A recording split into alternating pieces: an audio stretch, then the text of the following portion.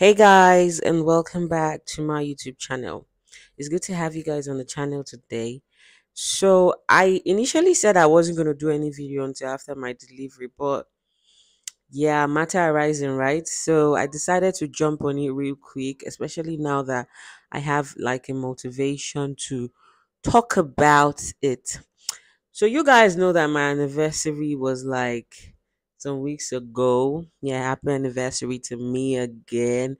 1 year in marriage. You guys know that the first year in marriage is one of the most challenging of all years in marriage. Like, if you can survive your first year in marriage in love, yes, not just surviving, because lots of people actually survive their first year in marriage, but I'm like talking about being as in love as you were with your partner when sorry, when you guys got married, then you are doing really great.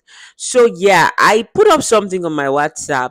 um I was talking about, actually what triggered me was um a post going around social media where some guy, I don't know, and his wife, I think his wife asked for a divorce, and only for them to go to the court together, and she found out that there's no property in the man's name and all of that. So people went around social media, ladies talking crap and all of that.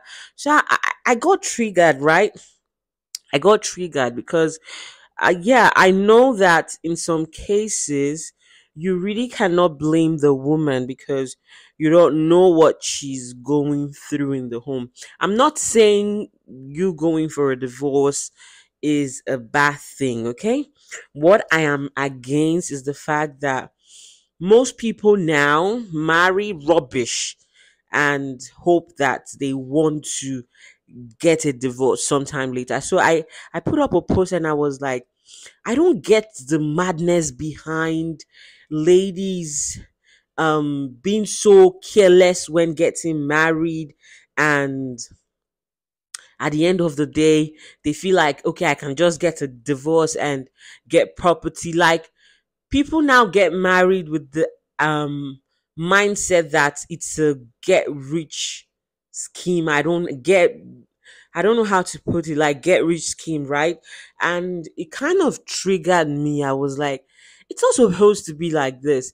When I see divorce as something to be sad about, I mean, you have spent your life with this person and you are breaking off with this person. You are not supposed to be excited about it. It's not something for you to now start saying, okay, let's start dragging property and all of those nonsense. It's it's alarming. It's really alarming. But I don't even want to go into that. That's another topic for another day. So now my question now is, many people now marry nonsense. And this is because our generation, or this generation has because I am a millennial, okay? This generation has forgotten things, important things, okay? Date questions, questions that you should ask someone that you want to get married to, things that you should look out for. Everybody is blinded. Everything you speak to, if you speak to about 10 ladies right now, 9 of them, if not complete 10, will tell you that na money be cocoa, money, money, money, and all of those nonsense. So I'm like, okay, so when you want to marry someone, it's just about money. Like, you forget every other things that you should ask and all of that. So when I put up all of this on my social media pages, I got a follow married woman to commenting and telling me things too, that I mean, this generation should really look out for, like questions that they should ask, things they should talk about, and all of that. So I'm here to like do like a proper video and also tell you guys some of the things that I and my husband, when while we were dating, not just him alone. I mean, questions I generally asked guys that I met, that either expose them and their true intention, or made them, well, I say kind of run away, because they started seeing me as someone that this one is not just a catching cruise kind of person. Firstly, I'm here to say that I made my own dating mistake, okay? I made my own dating mistake, but there's something that I've always told myself. I've always told myself that my dating is, I'm going to date a million. That's one thing I always tell myself. I'll date a million, as much as I can date. But the moment I choose a partner to marry, we die there. So that has been my slogan. Divorce is not an option for me.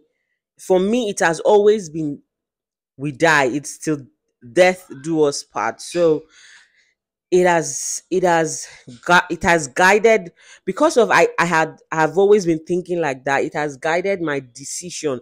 So firstly, what is your mindset like? Do you always think that little thing, I'm going to jump out of the marriage? If you have that thought before getting married, the possibility that you will marry nonsense is very high, because then you would not be very careful while dating. You would just do it anyhow you like. So because of that mentality, even in cases when there are some cases that guys broke up with me, as much as I love them, how I really want to be with them, I didn't go begging.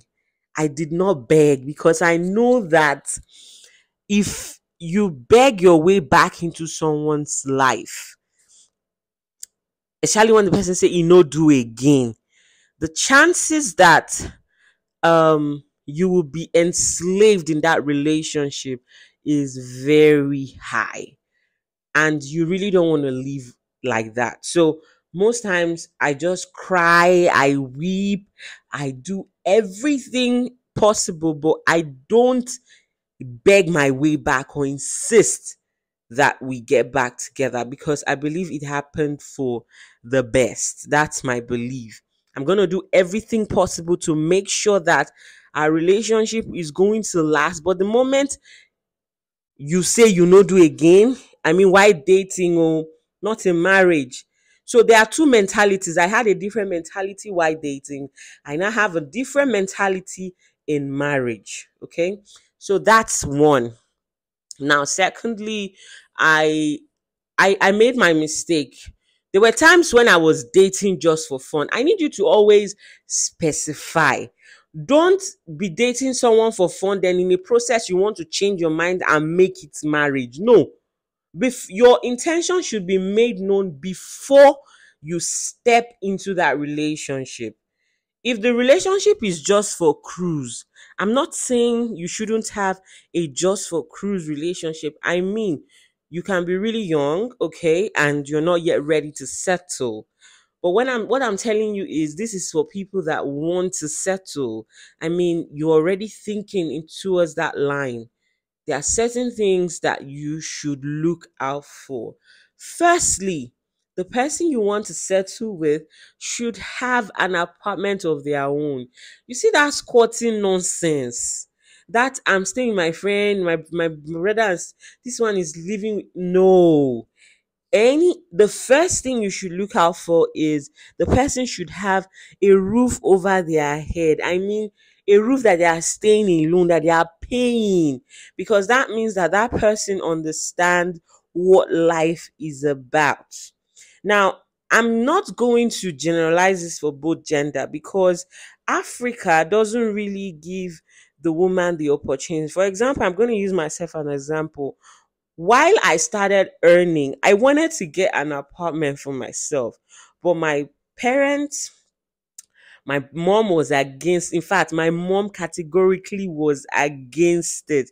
She felt like it kind of depict the fact that I don't need a man. So like, the man is supposed to come marry me in my parents' house and all of those things. I know some cultures are different, okay, but that's why I'm saying I'm not going to generalize it. We have some ladies living with their parents that can even sponsor five families. I know them personally. Okay. And I was even one of those people too. I mean, while I was even staying with my parents, it's only some, even sometimes when I don't want to eat her home, my mom is on my neck. She's like, big girl, you're doing more than yourself and all of those things.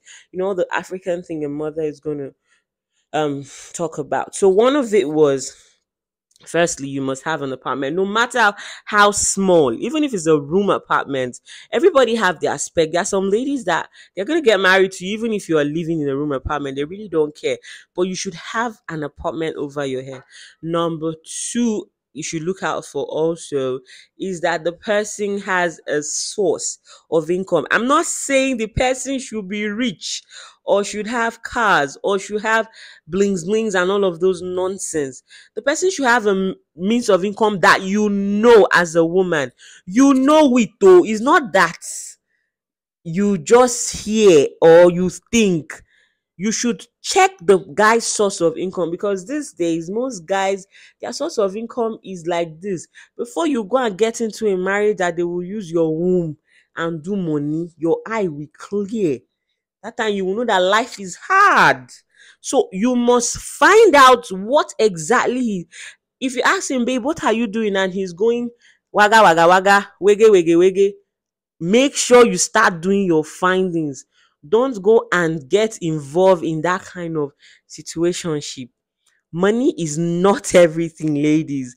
Money is not everything. Another thing, another question that I always ask is, do you want to marry me or do you want to play? Now, most times when I ask this question, it throws guys off balance because first they start thinking, oh, she's desperate. My darling, don't ever think that because I ask him this question, he might think I'm desperate. Let him think whatever nonsense he wants to think because the sooner you start asking that question, I'm going to give you myself for example. I dated this guy that we dated for 2 years. Normally, I don't ask all of this question when we started. That has always been my my rule, right? Because I feel like, I don't want them to think that I'm desperate or I'm this or I'm that or I'm all of those nonsense. I say okay. I wait at least 6 months or going to a year before I start asking the question. So when we got like almost a year into the relationship, I jokingly asked him that, what are your plans? He said that his plans is his plans now. He kind of waved the question again. 6 months later, I now asked him, guy, what are your plans?